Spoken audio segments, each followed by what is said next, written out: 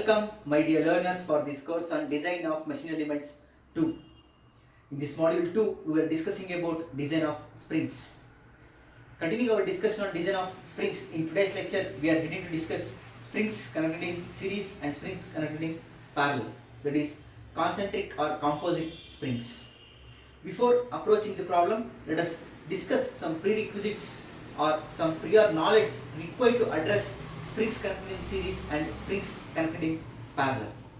Coming for these two cases in composite springs, in case 1, if springs are connected in series, springs connected in series case, a very good example for helical compressive spring in series case will be, let us have spring 1. The one end of the spring is connected to spring 2 and which is fixed. So here I am applying a load F. Let the stiffness of spring 1 be F01, stiffness of spring 2 be F02. So now the total deflection will be the sum of deflection of spring 1 plus deflection of spring 2. So this is clearly observed from the sketch. Total deflection will be sum of deflection of spring 1 plus deflection of spring 2. So therefore, whenever springs are connected in series, the very first important note is that coming for deflection, that is the total deflection will be the sum of individual deflection, that is y1 plus y2. Whereas whatever force I am applying will be same for spring 1 and also this force will be same for spring 2. So coming for the second case, second important note for springs connected in series, force remains same for all the springs connected in series. That is total force will be equal to force on spring 1, that is also equal to force on spring 2. Whereas coming for stiffness,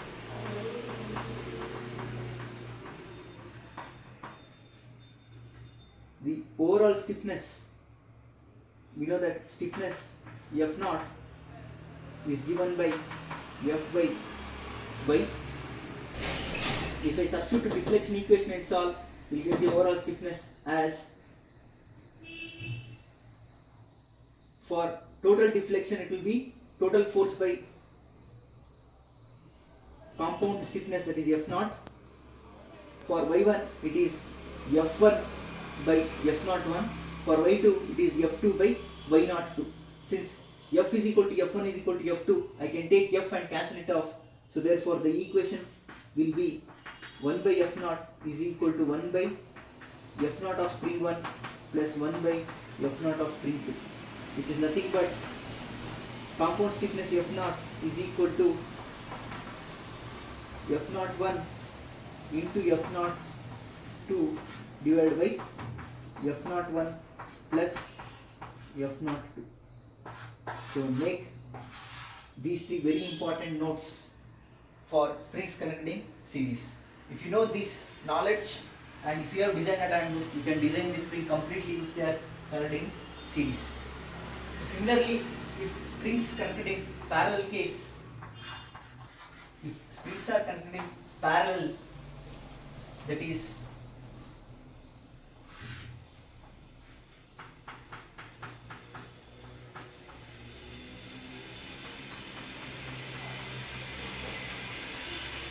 let us say I have two springs connected in parallel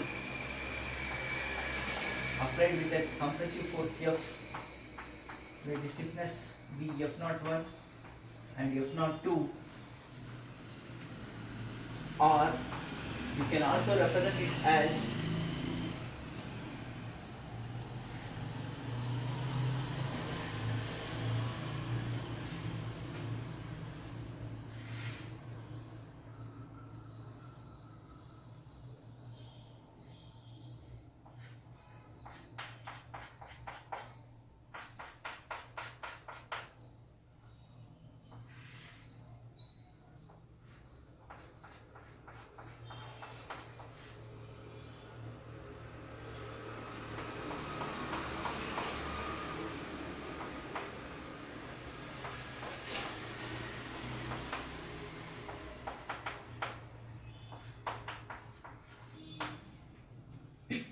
So this is also an example for springs connected in parallel.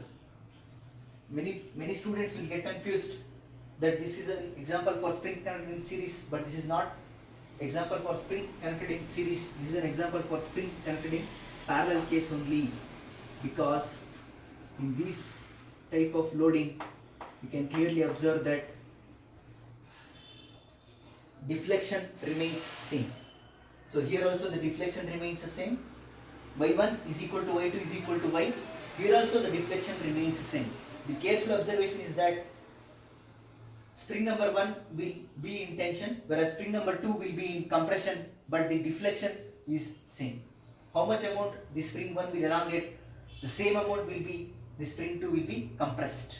So since the deflection remains the same, this is also an example for spring connected in parallel. Very important. Whenever a spring is connected in parallel, or it is also termed as concentric springs. The very important note is that you can observe that deflection remains the same. It is Y is equal to Y1, which is equal to Y2. Coming for force, force is distributed between spring 1 and spring 2. So therefore total force is the sum of individual forces, F1 plus F2. Next, coming for stiffness. So you can observe that stiffness is defined as force per deflection. Go for equation number 2, this equation, and throughout divided by deflection. So since deflection remains the same, I will get F0 is equal to F01 plus F02.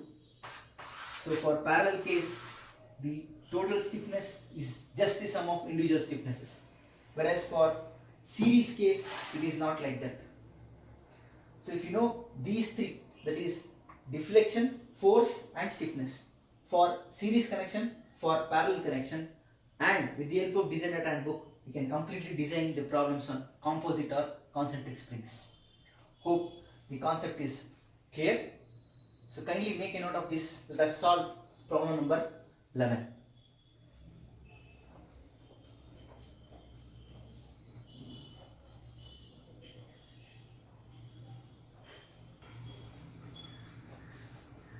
Moving ahead, for problem number 11 states that one helical spring is rested inside the another. The dimensions are tabulated. Both springs have same free length and carry a total load of 2500 newtons. Take G is equal to 80 gigapascals. Determine for each spring maximum load carried, deflection, maximum shear stress. So tabulation shows the number of active coils for outer spring and inner spring, wire diameter of outer spring and inner spring, and mean coil diameter of outer spring and inner spring. So for simplicity, let us denote outer spring as suffix 1 and inner spring as suffix 2. So suffix 1 stands for outer spring, suffix 2 stands for inner spring. So if I list out the data given for problem number 11, the springs are rested one inside the another. So we can take the springs like this, the outer spring and inner spring like this I can take.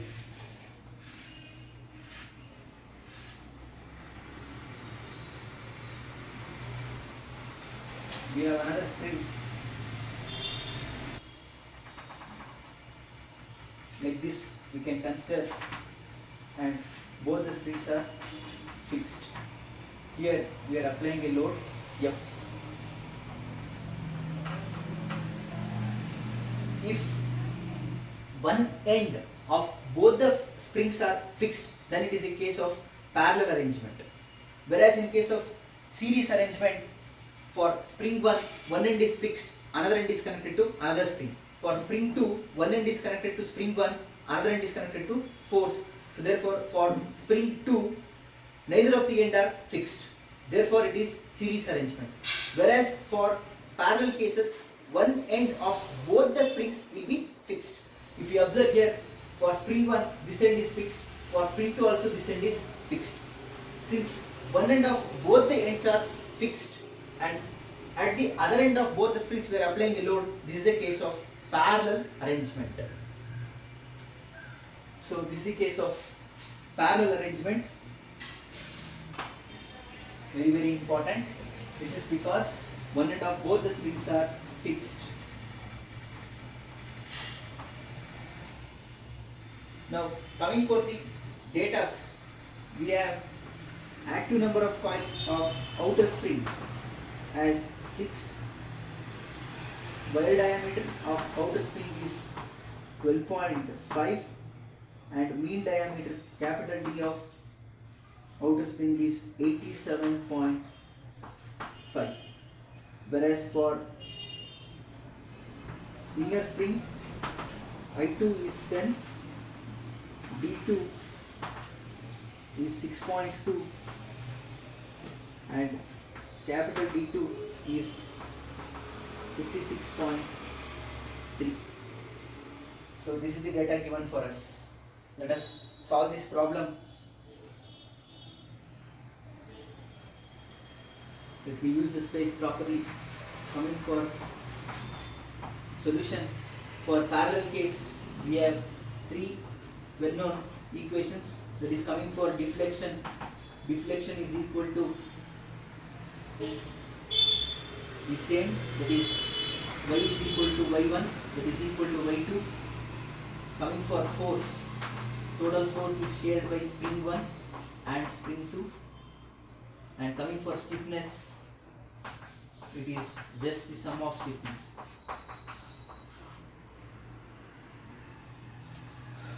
Now, if I use apart from this, he has specified that there is a total load F of 2500 newtons and he has specified the value of G as 80 GPa.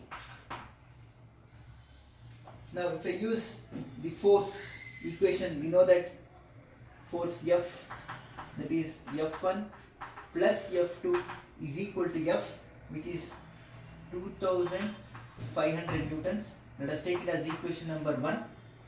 I use the condition of parallel case, that is force equation, and took it as 1. And we also have the force equation in our design data handbook. Use that. That is from our design data handbook. Force is given by G d to the power of 4 divided by 8 d cube I. This is equation 11.5c of page number 170. So now if I take the ratio, I will get F1 by F2 as Y1 by Y2 into G1 by G2 into D1 to the power of 4 by D2 to the power of 4.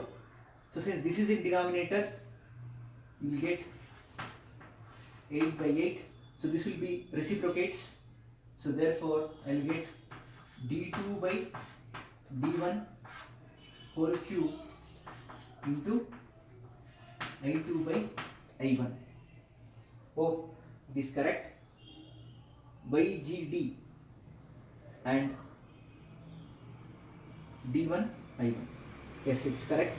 So from condition 1, deflection is constant. So therefore Y1, Y2 will get cancelled.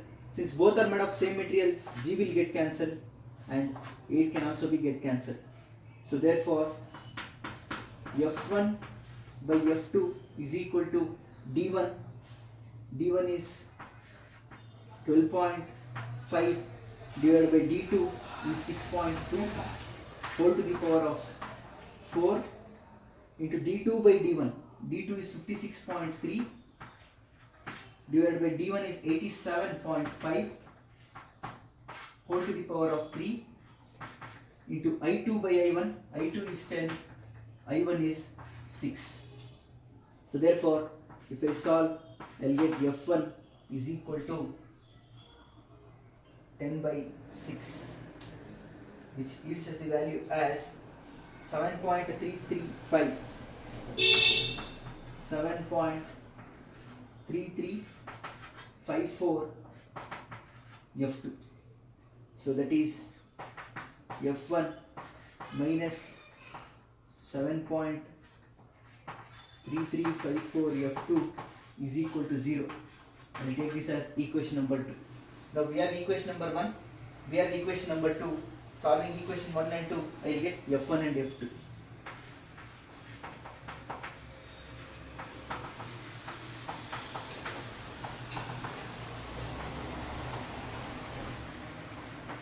Then get the value of F1 and F2 as, going for equation mode, I have two unknowns.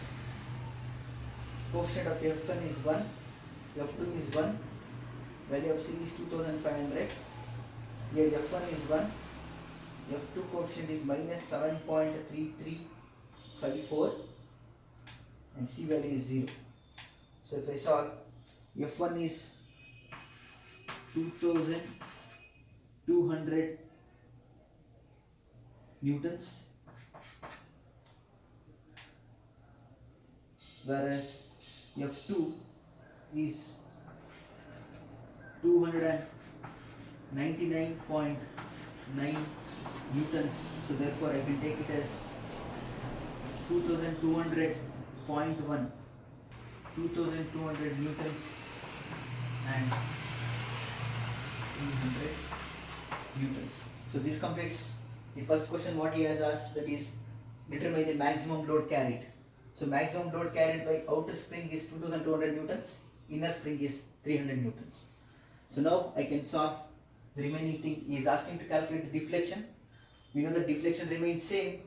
So therefore we have deflection equation y is equal to 8f d cube I by gd power 4, 8f d cube I by gd power 4. This is equation 11.5a of our design data handbook.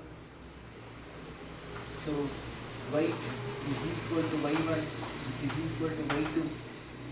So let me use for spring 1, F1 is 2200, D1 is 87.5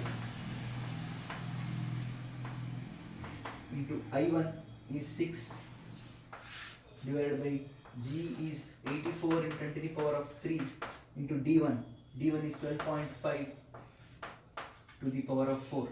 So therefore deflection will be,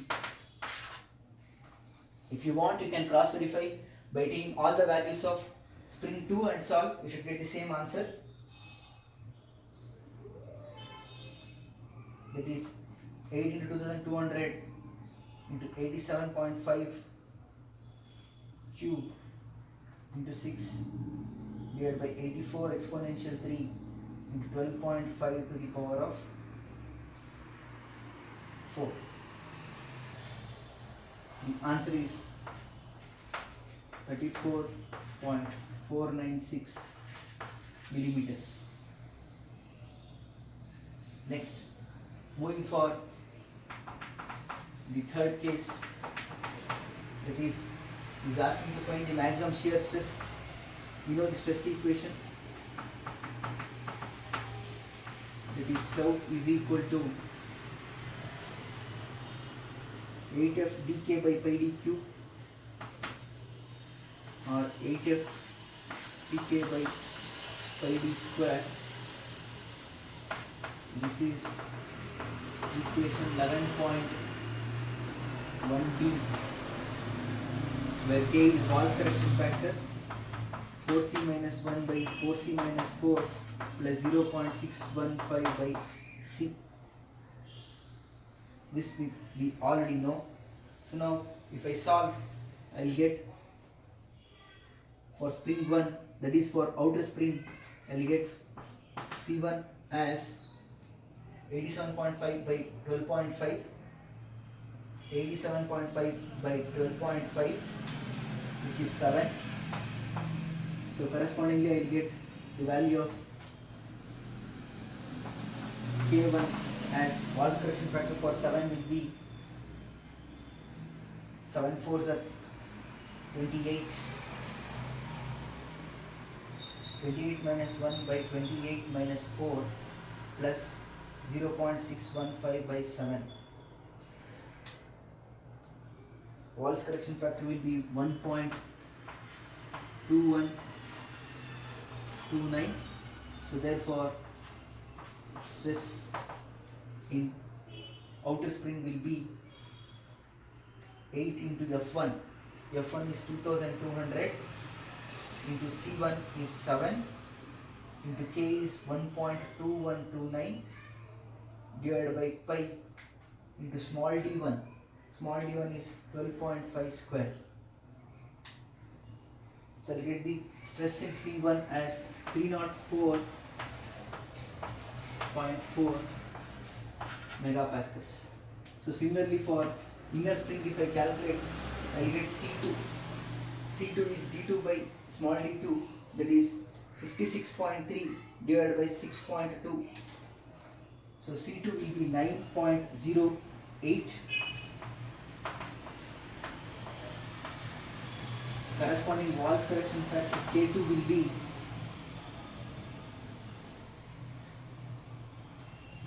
4C minus 1 by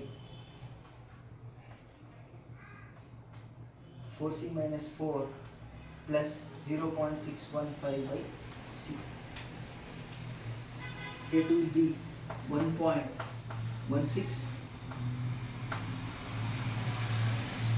So therefore I will get stress in inner spring as 8 into F2. F2 is 300 into C2 is 9.08 into K divided by pi into small d2 square. Small d2 is 6.2 square. So if I solve, I will get the answer as 209.4 megapascals.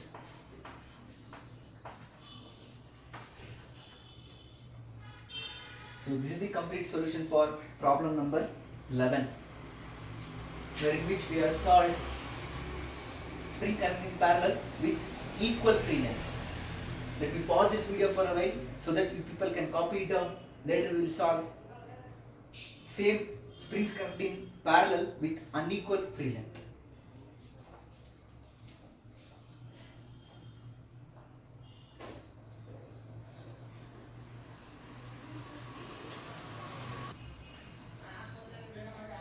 Now moving ahead for problem number 12, which states that the table below gives the particulars of a concentric helical spring.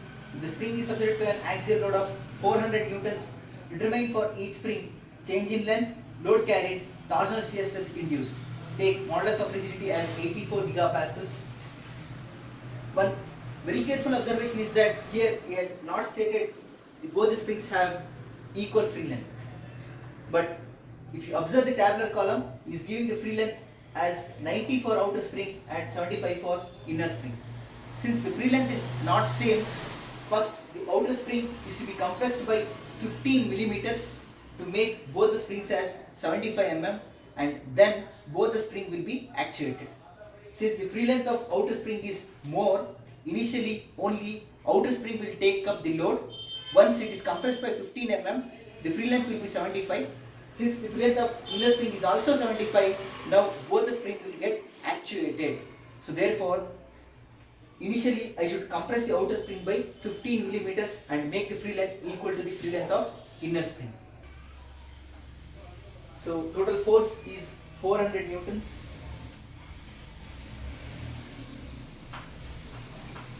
And G is 84 GP.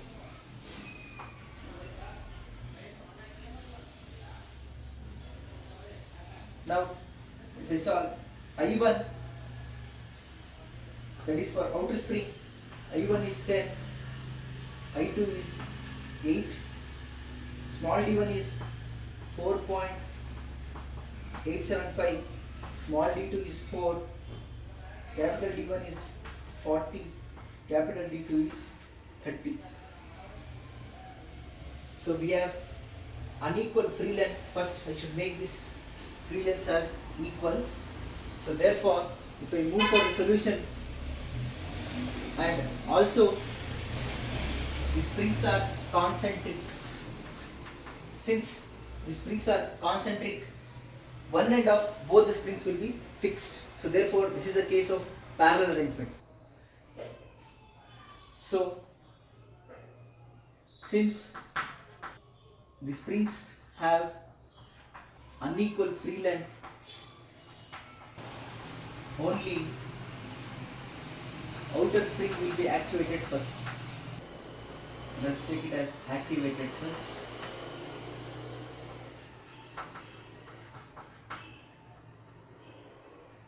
Therefore, compress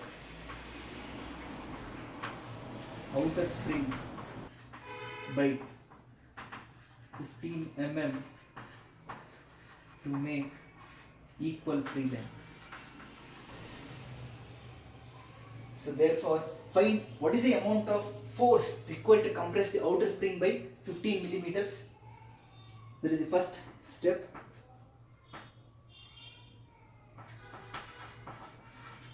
Force required to compress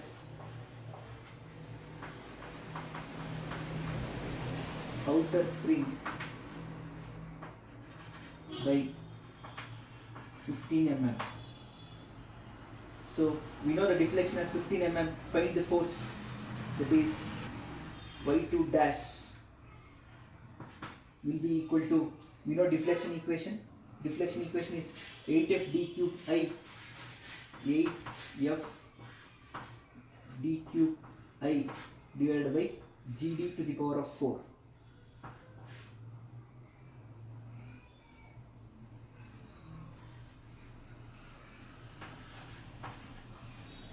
This is equation 11.5a of page number 170. This we already know. So y2 dash will be 15 millimeters. 8. I have to find f2 dash. D2 is 40. I2, sorry, we are speaking about outer spring. The notation for outer spring is 1. So therefore this is y1 dash, y1 dash. This is f1 dash. D1 is 40, I1 is 10, divided by G is 84 into 10 to the power of 3 into small d1 is 4.875. So therefore force required to compress the outer spring, F1 dash, will be 139 newtons. So this is the amount of force taken by outer spring alone to compress by 15 mm. Now the remaining force will be shared by both the springs. Now the problem will become like this. So remaining load will be F total minus F1 dash. F total is 400 minus 139 is 261 newtons. So this is the load actually shared by both the springs. So from now onwards we should follow problem number 11. That is the previous problem what we have solved. So now this load will be shared by both the springs, 261 newtons. So the first is F1 plus F2 is equal to F for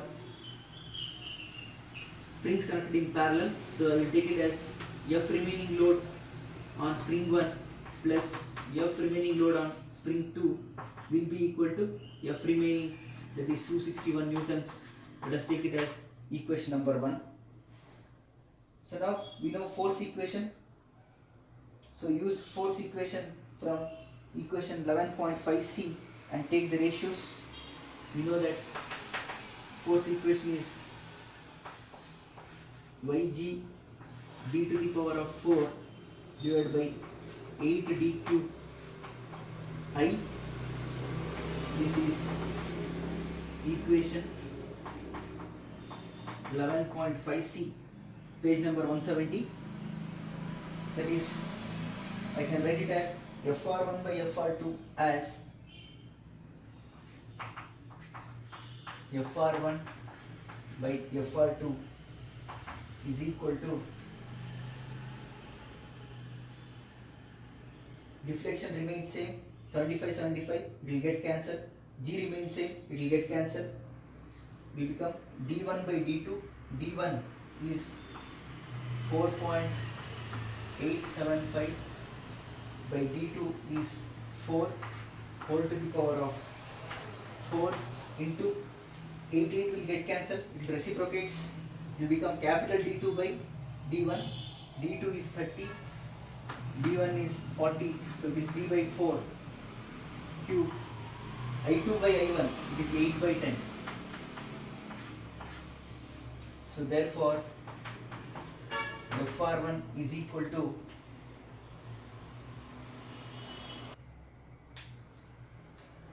that is 0.7446 Fr2.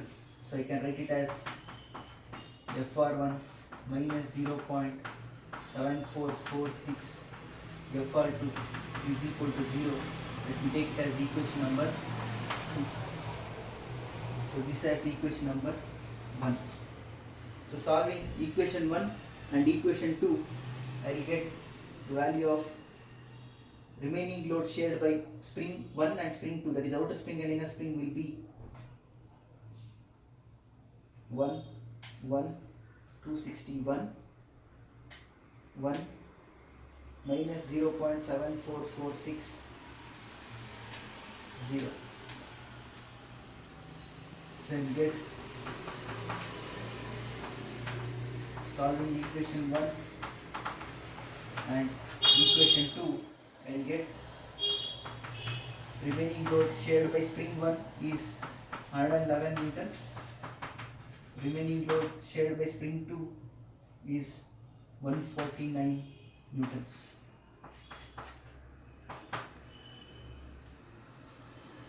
So since I am getting it as 149.6, this should be 111.4. So this is the remaining load shared by outer spring and inner spring. So therefore, coming for total load carried, that is second question what he has asked. Coming for outer spring, initially it carries 139 newtons and in the remaining load its share is 111.4. So therefore outer spring is carrying a total load of 250.4 newtons.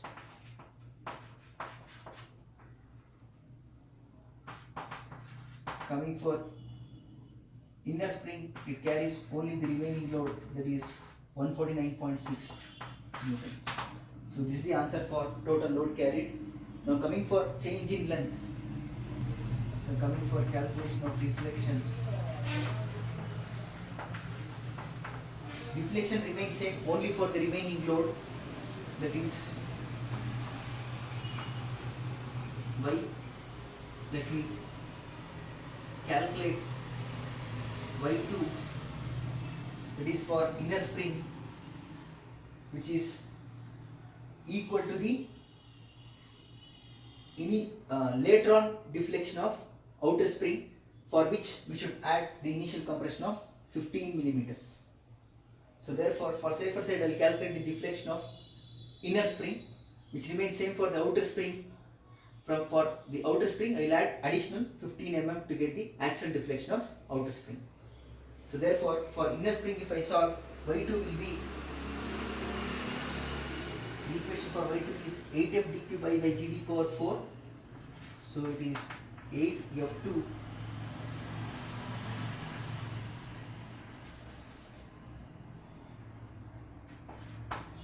dq by d power 4, that is deflection equation from equation 11.5a. Now you get actual deflection of inner spring as 8 into F2 is 149.6 into D2 cube. D2 is 30 cube into I2 is 8 divided by G is 84 exponential 3. Small d2 is 4 to the power of 4, which gives us the value as 12.02 mm.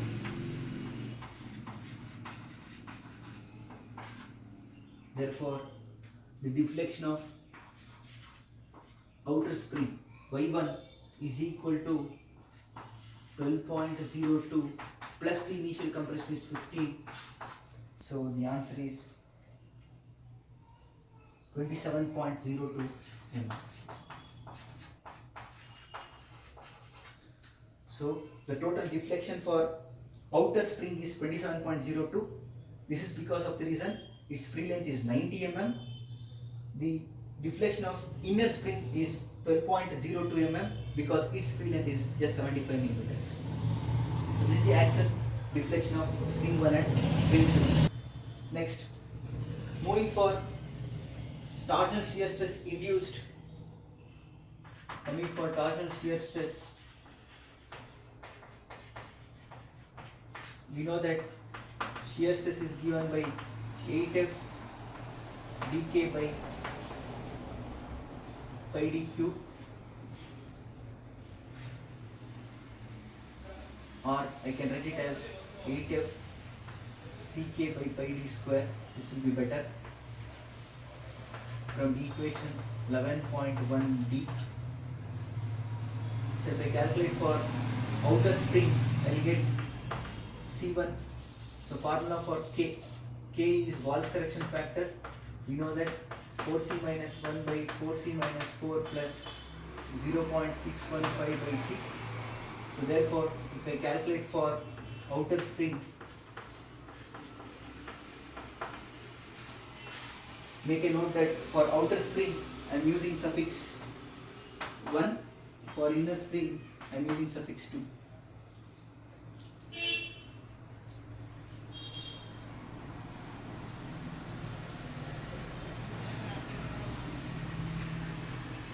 So for outer spring, that is suffix 1. So first I should calculate C1. C1 is d1 by small d1, 40 divided by 4.875, which is equal to 8.202. 8.205.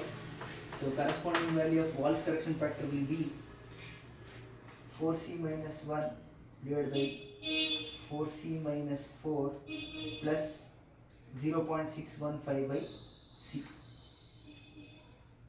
That is 1.179. So therefore, shear stress induced for outer spring will be 8 F1. F1 is 250.4. C1 is 8.205 into K1 divided by pi into D square. D1 square. D1 is 4.875 square. That is 260 megapascals. Similarly, for inner spring, if I calculate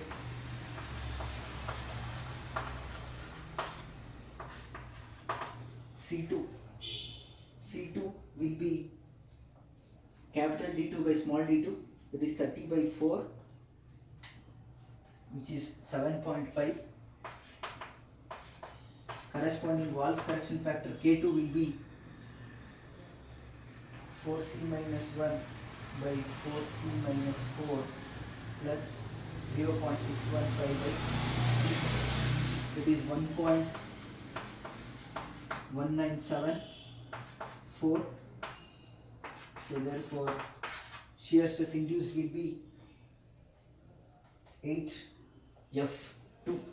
F2 is 149.6 into C2 is 7.5 into K2 is 1.1974 divided by pi into D2 is 4 square. The answer is 214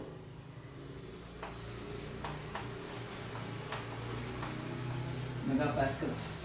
So this is the complete solution for problem number 12, wherein which we have solved composite or concentric spring with unequal free length. Let me pause this video for a while so that you people can copy it down. Later we will solve springs connected in series.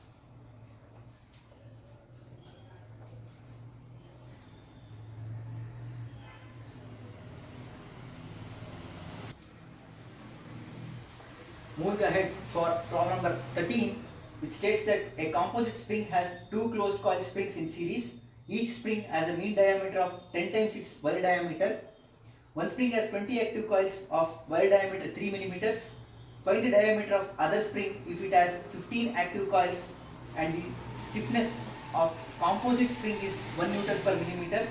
Also find the greatest axial load that can be applied and the corresponding extension for the maximum shear stress of 0.3 gigapascal. Take G is equal to 80 gigapascals. Let us solve this problem. So if I distort the data given for this problem, we have two springs connected in series applied by force F like this, which is fixed at the bottom. Let us take stiffness of spring 1 as F01, stiffness of bottom spring as F02. Let us take the first spring having 20 active coils. So for both the springs, mean diameter of 10 times its wire diameter, that is d by small d is 10. So C1 is equal to C2 are all equal to 10. That's what he means here. Spring 1 has 20 active coils with wire diameter 3 mm. So I1 is 20 with wire diameter D1 as 3 mm. Then obviously capital D1 should be 10 times D1, that is 30 mm. Coming for another spring, find the diameter of other spring if it has 15 active coils. It has 15 active coils. Find the wire diameter, he asks. And the stiffness of composite spring is 1 Newton per millimeter. So he has given the resultant stiffness F0 is 1 Newton per millimeter. The maximum shear stress is 0.3. So tau available is 0.3 into 10 to the power of 3 megapascals, and he has given G as 80 GPa. Let us solve this problem. If we move for solution, so since springs are in series, for series arrangement, we know that resultant stiffness, which he has given as 1 Newton per millimeter, is given by F01 into F02 divided by F01 plus F02. This I discussed in the beginning of this lecture itself. Now, coming for F01 and F02, I should calculate. So, first one, to find F01, let me use the equation of force, which is given by y times GD power 4 divided by 8d cube I. This you people already know from equation 11.5c of page number 179. Yes, 11.5c of page number 170. Of page number 170. We already know that. Now rearranging which, f by y will become f naught 1, which is equal to f by y will become gd power 4 by 8d cube I. So therefore f naught 1 will be g is 18 into 10 to the power of 3 into d1.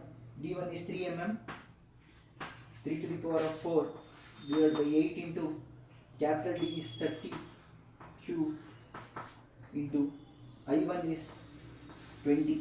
So I will get the value of f naught 1 in Newton per millimeter. That is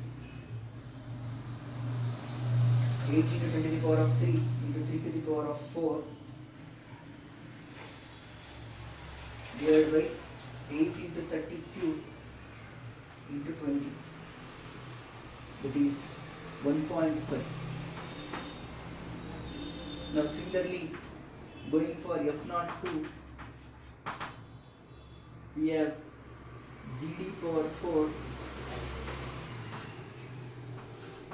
8d cube I. So therefore f naught 2 will be 18 to 10 to the power of 3 into d2 to the power of 4 divided by 8 into capital D2 is 10 times small d2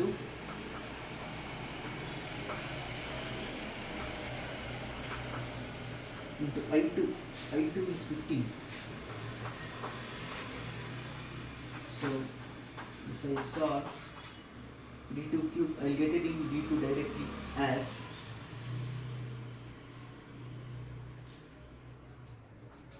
80 into 10 to the power of 3 divided by 8 into 10 cube into 15.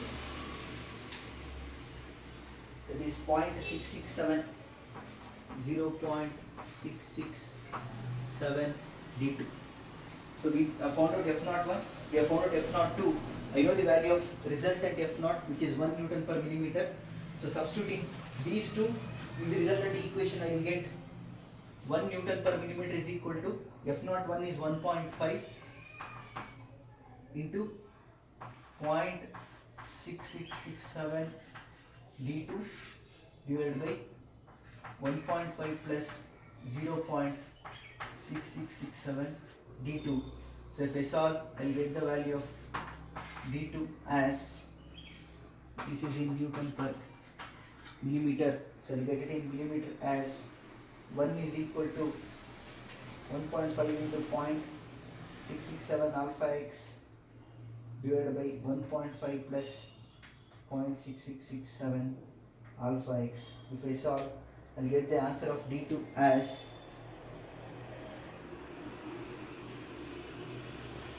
4.5 millimeters. So I found out the value of d2. Now he is asking to calculate the axial load. So therefore he has given the value of stress for us. So hence we know that stress is equal to 8F Ck by pi d square. So if I solve for first one, tau max is 0.3 into 10 to the power of 3, which is equal to 8 into F1 into C1. C1 is 10 into K. K for 10 will be 40 minus 1 by 40 minus 4 plus 0.615 by 40. This you people already know. 10. 1.145. 1.145 divided by pi times d1 square. D1 square is 3 square. So therefore I will get the value of f1, where k is given by 4c minus 1 by 4c minus 4, that's 0.615 by c. So these things people already know. These are from equation 11.1b. 11.1b. This is 11.2a. So c is constant 10, and we will get the value of k as 1.145, which is also constant. So if I solve, I will get f1 as 0.3 to the power of 3 is equal to 8 into alpha x into 10 into 1.145 divided by pi into 3 square, which leads us the value as 92.6 newtons. Whereas for second spring, if I solve, I will get the answer as 0.03 10 to the power of 3 is equal to 8. F2, C is constant 10, K is constant 1.145 for both the springs. Pi D2 is calculated as 4.5 square. So therefore, I will get F2 as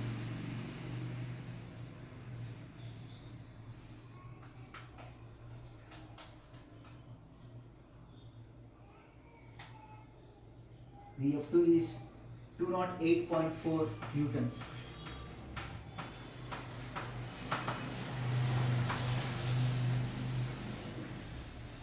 So now find the corresponding. So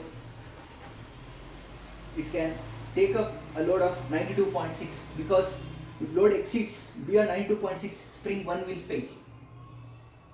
For the design to be safe, the minimum load is the maximum possible load it can withstand. So therefore, the maximum axial load will be